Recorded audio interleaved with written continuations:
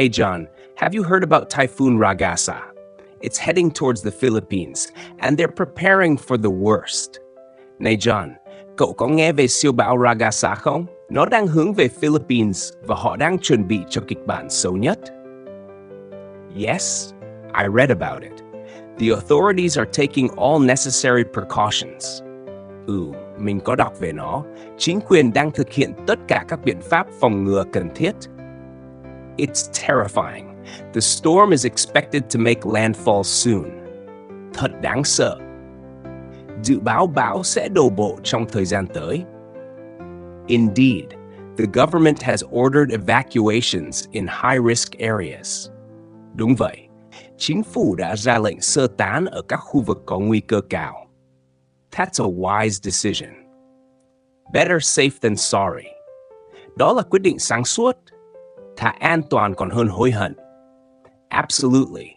They're also setting up emergency shelters and distributing relief supplies. Chính xác. Họ cũng đang thiết lập các nơi trú ẩn khẩn cấp và phân phát nhu yếu phẩm cứu trợ. That's reassuring to hear. I hope the damage will be minimal. Nghe vậy mình thấy yên tâm hơn. Hy vọng thiệt hại sẽ ở mức tối thiểu.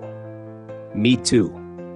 The authorities are working around the clock to ensure everyone's safety.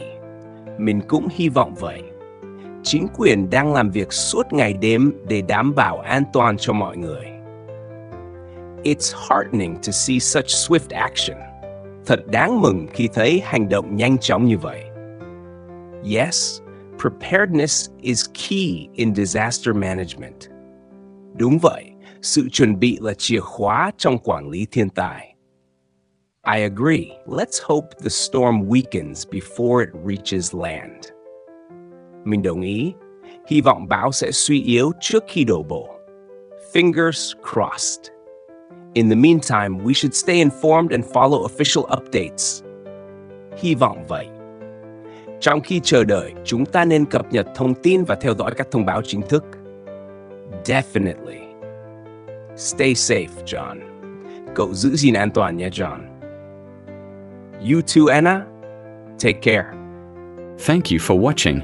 If you enjoyed this video, please like and subscribe to catch our upcoming videos. Wishing you a very happy day, and see you next time.